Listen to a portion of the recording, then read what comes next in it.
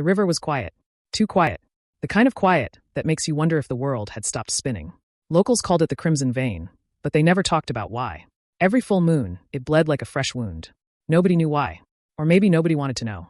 I didn't believe the stories until I saw it for myself. This is what happened on my first night near the river. When I moved to the small town of Halewood, I was chasing quiet. Peace.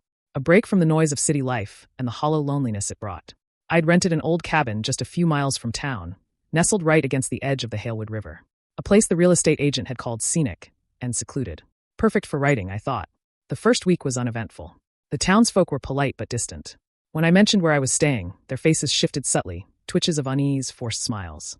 A few asked if I'd heard the old stories, but when I pressed them, they'd change the subject or laugh it off like a joke. Then, at the Hollow Tree Tavern, a creaky bar on Main Street, I met Edith. She was old, probably pushing 80, with skin like weathered bark and eyes that had seen too much. She sat alone, sipping from a chipped glass of rye, her cane resting against the table. I was new, she said, and she knew every face in Halewood. When I told her I'd moved into the riverside cabin, she fell silent. You know it runs red, she finally said. Pardon, the river. It bleeds. Always has. Every full moon. She stared at me for a long moment. It'll start tonight. I gave a polite chuckle. You mean algae? Or iron deposits? No. Blood. That made me laugh. Uncomfortably. She didn't. Stay indoors tonight, she added. Don't open the curtains. Don't go outside. And whatever you do, don't listen if you hear someone calling your name. Her voice cracked on the last word like dry twigs breaking underfoot. I thanked her and left quickly. Old folks had their stories. Superstitions, I told myself. Folklore passed around like dusty heirlooms. That night, the moon rose full and fat behind a veil of clouds. A cool wind curled through the trees. My cabin was silent except for the low ticking of the old grandfather clock in the hallway and the occasional creak of floorboards settling. I'd lit a fire and opened a bottle of red wine, planning to spend the evening writing. The river outside shimmered like polished glass in the moonlight. Just before midnight, I heard it. At first, it was faint, a whisper of water, like a stream trickling through leaves. But then the sound deepened, thickened. It sounded like the river was boiling. I stepped onto the porch, wine glass in hand. The moon had broken through the clouds, casting a pale silver sheen across the clearing. And the river, it was red. Not the soft russet of clay, or the brownish hue of murky waters, red. A deep, impossible crimson, like the color of blood freshly spilled from a wound. The current moved slowly, as if the river was too heavy to flow properly. I blinked, thinking it was a trick of the light. But the more I stared, the more real it became. The color. The smell. That coppery iron tang. I dropped the wine glass. It shattered on the porch, forgotten. My stomach churned. The wind picked up, howling low between the trees. I backed into the cabin and slammed the door. Inside, the air felt colder. I checked the thermostat, unchanged. Still 72. Then came the sound. A tapping. Not at the door, but at the window by the fireplace. I turned slowly. There was a figure standing outside. I couldn't see details, just a silhouette against the moonlight. Tall. Slender. Its head tilted at an unnatural angle, as though it were studying me or listening. Then it spoke. Jack. My name. Whispered, but somehow sharp enough to pierce through the thick glass and lodge into my brain. I froze. Jack, come outside. I stumbled back, tripping over the coffee table. The voice came again, louder this time. Come to the river. It's waiting for you. I ran into the hallway, yanked the old curtains shut, and locked every door and window. My heart was pounding so hard I thought it might burst. I turned off all the lights and sat in the hallway with my back against the door, clutching a fireplace poker like a sword. The voice called my name 3 more times. Each time, it sounded more desperate, more human. At 3:12 a.m., it stopped. The quiet returned like a slap. I stayed awake till dawn. The next morning, the river was clear. No sign of red. No smell. No boiling current. Just the soft gurgle of water and the whisper of leaves. I drove into town, desperate for answers. At the tavern, Edith was waiting. You saw it, she said without needing to ask. I nodded. It always calls to the new ones, she said. That's how it feeds. What the hell is it? No one knows. Not really. Some say it's ancient. A punishment. A wound in the earth that never healed.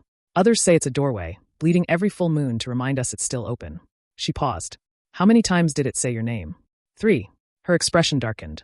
Then it's marked you. What does that mean? She leaned in close, her breath smelling of earth and bitter herbs. You've been chosen. If you hear it again next month and answer, it won't let you go. I laughed. A nervous, cracking sound. This is insane. She nodded. So are the missing. Ask the sheriff how many people go missing each year near that river. Go ahead. That night, I couldn't sleep. I kept the curtains closed and the doors bolted. But somewhere deep in the trees, the wind carried a whisper. Jack! It wasn't done with me. And now, I wasn't sure I'd survive another full moon. The river didn't just bleed, it whispered. It watched. And after that first night, I wasn't just living near it anymore. I was part of it. Every shadow felt thicker. Every silence stretched longer. And then the dreams began. That's when I knew the river hadn't finished with me. It had only just begun. The days passed, but the memory of that night clung to me like a fever. The red water, the figure at my window, the voice calling my name, it was all too real to dismiss. I tried to rationalize it, to drown it in logic. Maybe it was sleep deprivation, stress, some hallucinogenic mold in the cabin's walls. But none of that explained the fact that I wasn't the first to see it, and I wouldn't be the last. I kept away from the river. That's what Edith told me to do. Don't go near it. Not when the moon is full. Not ever. But it was hard. The cabin sat right on its edge. Every morning I woke to the sound of the water murmuring outside my bedroom window. It didn't gurgle like a normal stream. It murmured. Sometimes, I swore I could hear words beneath the ripples. That's when the dreams started. They weren't like normal dreams. There was no narrative, no movement. Just one image, repeated every night. I stood in the middle of the river, waist deep in thick red water. The moon above was huge, too huge, and its reflection in the river shimmered like a dying eye. In front of me stood a woman. Her back was turned, her black hair soaked and dripping, plastered to her pale skin. She never turned around. Not once. But each night she got closer. The third night I woke up gasping, my sheets soaked in sweat and the taste of iron in my mouth. On the fourth day, I decided I couldn't stay alone anymore. I needed someone else to witness what was happening. I called up my closest friend, Nathan. We'd known each other since college, and if there was one person I trusted to not think I was losing my mind, it was him. He showed up 2 days later, a duffel bag over his shoulder, wearing a skeptical smile. "You're really losing it out here, huh?" he joked as I opened the door. "I wish I was," I said. I told him everything about the river, the voice, the dreams. He listened, nodding, occasionally raising an eyebrow but never laughing. That's why I called him. Even when he didn't believe me, he listened. That night, I let him sleep in the guest room. I stayed up, staring out the window, half expecting the river to turn red again, even though the full moon was weeks away. Around 2 a.m., Nathan screamed. I sprinted to the guest room and found him standing in the middle of the room, pale and shaking. "She was in here," he muttered. "Right here." "Who?" "The woman. Wet hair. Pale skin. She stood next to the bed just watching me." My blood ran cold. I hadn't told him about the woman from my dreams. The next morning, Nathan insisted we go into town. He wanted to speak with Edith himself. We found her in her usual spot at the Hollow Tree Tavern, nursing a cup of something dark and steaming. "She came to you already?" Edith asked when we told her. Nathan nodded slowly. "Then it's spreading faster than before," she muttered. "What do you mean?" "She usually waits until the second full moon. Maybe even the third. But now she's impatient. Hungry." "Who is she?" I asked. Edith leaned back, her eyes glassy with memory. "She's not a ghost. Not a spirit. She's older than that. Older than the town. Some say she was the first woman drowned in that river, offered in blood to whatever lived beneath. Others say she is the river now. All I know is, once you see her, you carry her mark." "What does that mean?" Nathan asked. "It means the river wants you. And it won't stop until you give yourself to it. Or someone else does." We left the tavern in silence. As we drove back, Nathan stared out the window. "You didn't tell me about the woman. In your dreams." I didn't think it mattered. Dreams aren't real. They are now. Back at the cabin, we decided to check the river again, during the day, just to make sure.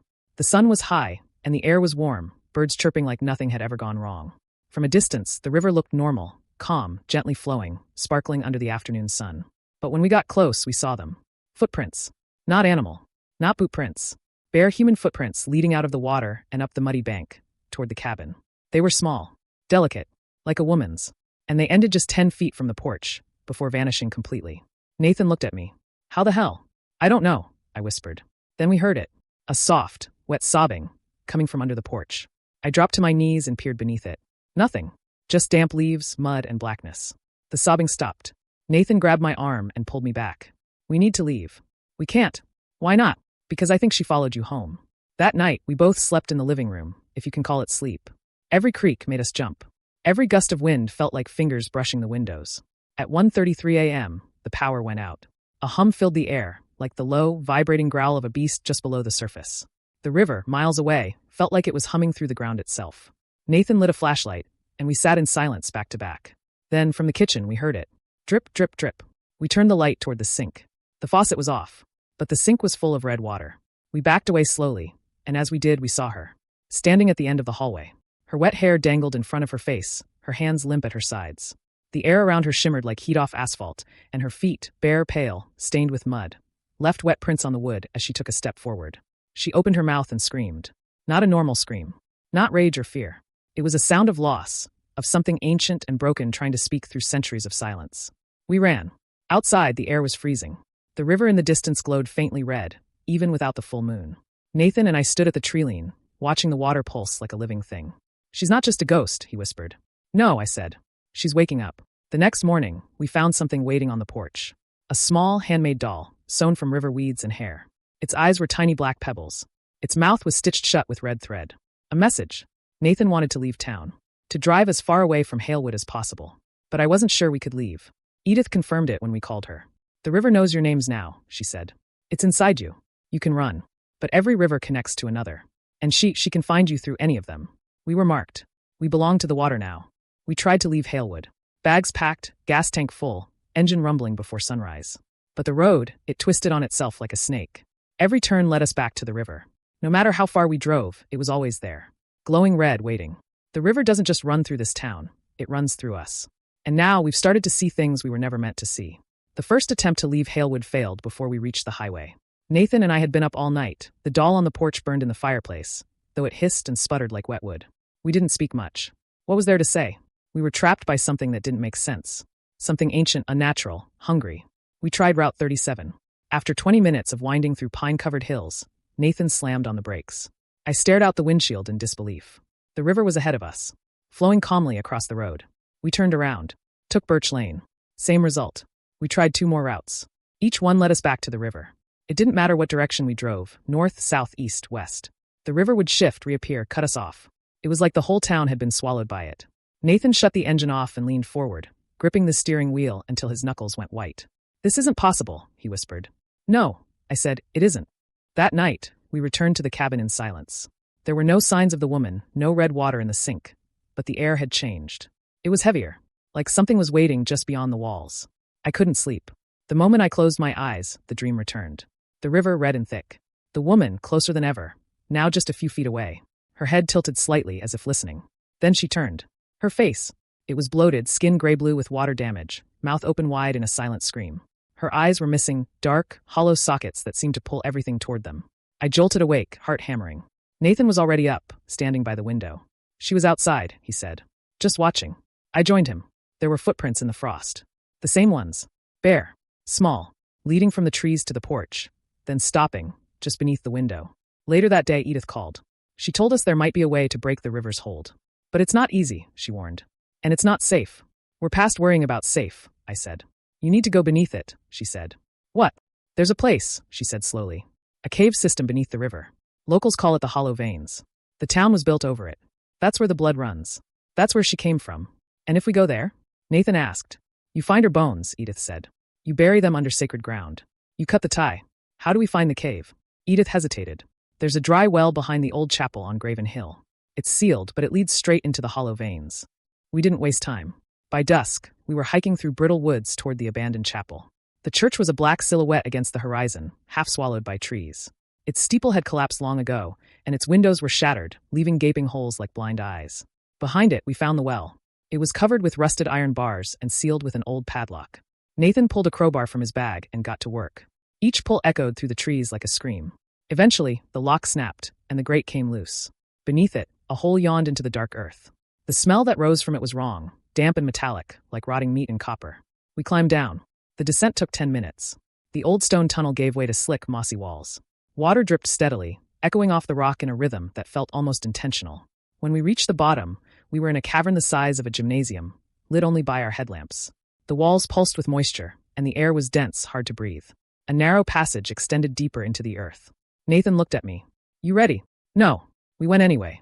As we moved deeper into the hollow veins, things began to change. The rock wasn't just stone. It was veined with dark red mineral that almost looked like dried blood. The walls narrowed, forcing us to walk sideways in places. Strange symbols, etched long ago, lined the stone like forgotten warnings. One looked eerily familiar.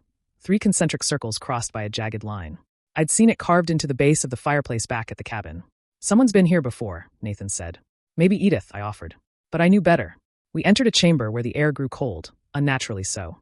Our breath came out in mist. In the center of the room was a pool of still water. Red water. It wasn't glowing or bubbling. It was just there, thick, unmoving, reflective like glass. Something glimmered at the bottom. I leaned in. My light cut through the crimson surface, illuminating what looked like bones. A human skeleton, tangled in river weed, jaw unhinged, arms outstretched as if reaching for the surface. "She's here," Nathan whispered. Or part of her, I said. We knelt by the edge, unsure what to do next. Then the water moved. Only slightly. A ripple. Followed by another. We both stepped back. The ripples grew faster. Suddenly, a hand broke the surface. Pale, bloated, nails long and blackened. Then another. The figure rose slowly from the pool. Her soaked black hair dripping, eyes empty, mouth frozen in that same eternal scream. We backed away. But the chamber was too small. She moved without walking, gliding across the rock. Nathan tripped. I grabbed his arm, yanked him to his feet, and we ran. We didn't look back. We didn't stop running until we saw the first hint of moonlight above the well shaft. As we climbed out, gasping, the woman's scream echoed from the tunnel, distant but still inside us. We slammed the grate shut and weighted it down with stone. But we knew that wasn't enough. We hadn't taken her bones. We hadn't broken the curse. Back at the cabin, we found the front door wide open. Inside, the doll had returned. This time it was soaked in red water. And carved into the wood of the living room wall was a message. You went too deep. Nathan sat on the couch, head in his hands. We can't win, he whispered. She's part of this town. Part of the land. Maybe, I said, staring at the doll. But if we can't destroy her, maybe we can understand her. Nathan looked up, confused. Why would we want to do that? Because this isn't random, I said. She marks people. But not everyone. What if there's a reason? What if we're connected to her somehow? That's insane. Is it? I reached into my bag and pulled out a faded photo. I'd found it in the cabin earlier that week, wedged into the back of a drawer. It showed a woman standing beside the river. Long black hair, bare feet, eyes like mine. On the back was a date, September 1892. And a name, Clara Mallory, my great-great-grandmother. She wasn't just a ghost. She was family. A curse carved into our bloodline, buried under generations of silence. The Red River didn't just run through Halewood. It ran through me. Now that we'd disturbed her rest, the river wanted something in return. And if we didn't find a way to end this, it wouldn't stop with us. It would spread like rot. The photo changed everything. Clara Mallory, my great-great-grandmother, the woman in the river. I stared at the picture under the flickering lamplight. Her face was serene, calm, so different from the shrieking phantom we'd seen in the cavern. Her long hair fell over her shoulders, her dress old-fashioned, handmade. She stood beside the river, barefoot, eyes fixed on something just outside the frame. But what caught my attention most was the child beside her. A little girl, 5, maybe 6, wearing a white bonnet. Her face was blurred, but the resemblance was unmistakable. She looked like me. Nathan sat across the table, staring into space. He hadn't spoken much since we fled the hollow veins. She's part of your family, he said finally. You said nothing about this. I didn't know, I said, clutching the photo. My mom never spoke about her side of the family. She died when I was 13. He nodded slowly. It makes sense, though. How? Because it's always been about you. The more we searched, the more disturbing the picture became. Buried in an old trunk under the stairs, we found letters. Dozens. All written in looping script, signed by Clara. They were addressed to someone named Marguerite, begging her to return, pleading for forgiveness. Many of the letters were stained with water damage, some unreadable. One stuck out. It was dated October 30th, 1892, the night of a full moon. I've made a terrible mistake. The water listens now. It speaks back. I see them in the trees, eyes that glow red. Marguerite, I can feel the pull in my bones. I won't survive the next moon. But if you find this, don't let them bury me in the river. Please. Bury me in the chapel. Keep me from the hollow veins. But they hadn't. Someone had buried her in the river. And the curse had festered since. We drove back to Edith's place. She was waiting for us on the porch, sipping tea like she'd been expecting the knock. I wondered when you'd show up, she said. Why didn't you tell me Clara was my ancestor? She gave me a long look, eyes heavy with something that felt like guilt. Because I hoped you'd never have to know, she said. But the river, it always comes back around. We sat in her parlor. Nathan paced while I read the last of Clara's letters aloud. She was scared, I said. She knew what was coming. She was a healer, Edith explained. Her remedies helped most, but some said she dabbled too deep. That she spoke to spirits. Then the river turned red for the first time, and the town turned on her. They blamed her. They did worse than that, Edith said. They sacrificed her. I stared. What? They threw her into the river during the red moon. Said she had poisoned the land. Drowned her in the hollow veins and called it justice. Nathan shook his head. So this whole curse, this haunting, it's vengeance? No, Edith whispered. It's grief. We left with a new plan. We would find Clara's bones in the hollow veins. But this time we would follow her last wish. We would bury her in the chapel beneath the altar, hallowed ground, blessed and sealed. If the stories were true, that would end the curse. But the river wouldn't make it easy. The night of the full moon returned. It painted the sky with a soft white glow that made the trees shimmer like bone. The river churned before we even left the house. Not just red, but thick. The air tasted of copper. I packed the letters, the photo, and a small cross that belonged to my mother. Nathan brought rope, gloves, and a lantern. We went alone. Climbing into the well again was like stepping into a different world. The walls pulsed, like the earth itself was breathing. The red veins in the rock had grown, spreading like roots, alive and wet. The deeper we went, the louder the water became, not just dripping, but whispering. It didn't speak in words. Not exactly. But I felt the meaning. She knows. She's close. She remembers. We reached the pool where we first saw Clara. But it wasn't still anymore. It roared, a vortex spinning in the center. The bones we had glimpsed before were now gone, dragged deeper by the current. She doesn't want us to take her, Nathan said. She's afraid. Or she's protecting something, I added. Without thinking, I stepped into the pool. The cold hit like needles, but I pushed forward, waist deep, then chest. I held my breath and dove. Below the surface, the world went silent. The water wasn't just red, it was blood. Viscous, warm, and alive. It clung to me, tried to hold me down. Then I saw her. Clara. Floating, eyes open, lips moving in a slow chant. I reached for her. The moment my fingers brushed bone, something grabbed my ankle. Hard. I kicked, thrashed, fought, dragging Clara's remains with me, refusing to let go. A shadow rose from the depths, twisted, misshapen. It wasn't her. It was something else. Something born of centuries of sorrow and sacrifice. A guardian. I broke the surface screaming. Nathan pulled me out, and we collapsed on the stone floor, coughing. The bones were clutched in my arms. I could barely breathe, but the whispering stopped. We wrapped Clara's remains in my jacket, then climbed back into the night. The chapel waited at the top of Graven Hill, surrounded by dead trees. Inside, the altar stood cracked and moss-covered. But we dug anyway, prying up stone slabs, revealing dark, damp earth. As the moon reached its peak, we placed Clara beneath the altar. I said the only prayer I remembered from childhood. Then I pressed the cross into the soil and whispered, "You're home now." The ground trembled. Wind howled through the broken chapel windows. And then silence. Real silence. The kind of silence that means something has ended. Outside, the river shimmered. Still red, but no longer moving. No longer hungry. We stayed in Halewood one more night. At dawn, we tried to leave. This time, the road led us away from the river. We never spoke of it again.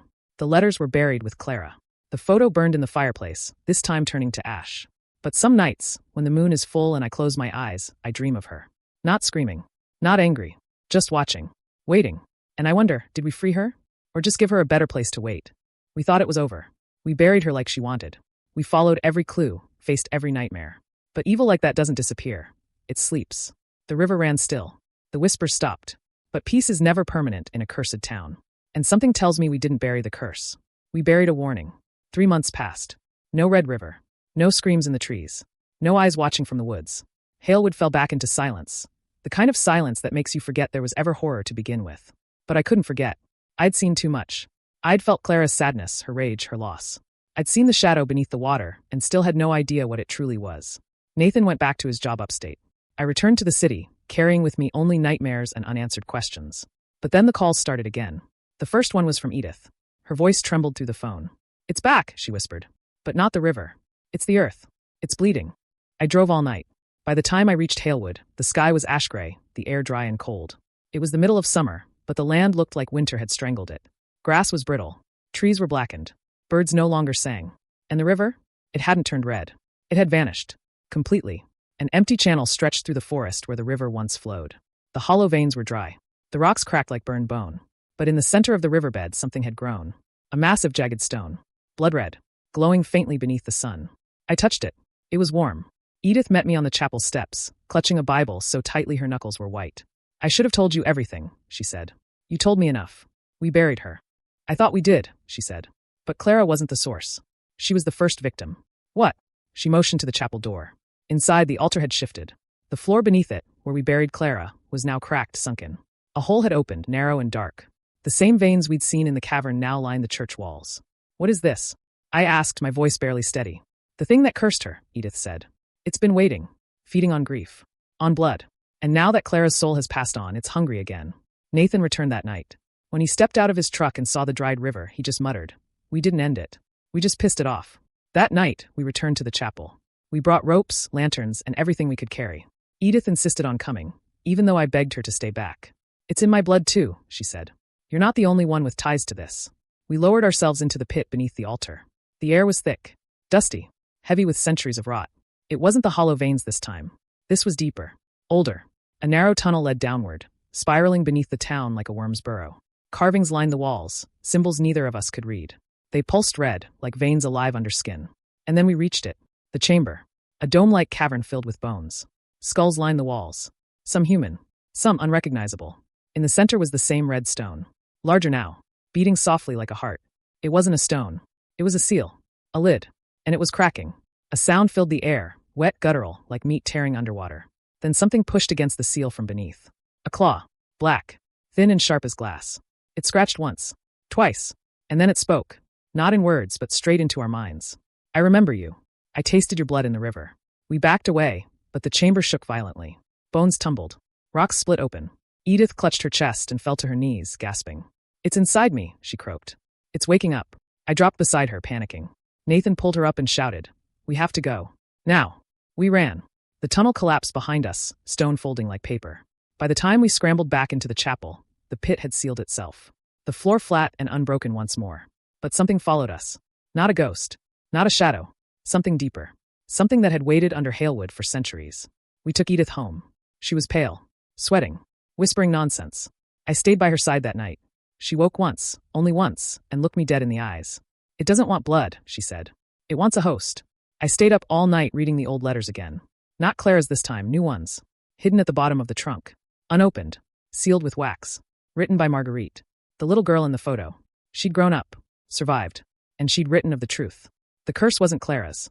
It was summoned by the men who buried her. A pact made in blood beneath the river. Protection for the town in exchange for one life, every generation. When Clara resisted, they gave her anyway. The seal must never be broken. If it speaks, if it chooses, it cannot be stopped. It wears faces. It becomes what you love. And then it feeds. I knew then what was happening. It wasn't just breaking free. It had already chosen someone. And it was using her. I returned to Edith's the next day. The windows were shattered. The door torn off the hinges. Blood smeared the walls like handprints. But Edith was gone. No body. No sign of struggle. Just one thing scrawled across her mirror in red. I remember you. Nathan and I made a plan. We'd seal the chapel. We'd collapse the tunnel. We'd bury Halewood's secret once and for all. But the thing in the deep had its own plan. On the night of the full moon, the river returned. Not in its bed, but in the streets. Red. Boiling. Alive. It poured from manholes, drains, even the church bell itself. And in its reflection, we saw her. Edith. But her eyes were black. Her skin cracked. And when she spoke, her voice was layered, with 100 others behind it. We were never buried. The ground split open, swallowing the chapel whole. We ran. Halewood burned behind us, not with fire, but with memory. The trees twisted. The birds screamed. The river ran red and dragged the town into the past. We made it out. Just barely. They say the river never returned after that night. That Halewood was abandoned, condemned, erased from maps. But I still see it. In my dreams. In puddles on rainy nights. In the reflection of a bus window when no one else is looking. Sometimes I hear Edith's voice, layered and distant. It wears faces. It becomes what you love. And then it feeds. Nathan disappeared last year. His truck found abandoned outside a dried-up creek. Inside was a single note. I heard the river calling again. I think it remembers me. As for me, I don't sleep near water. And I never, ever look at the moon for too long. Because I know, the river still runs red. It's just waiting for someone to see it again.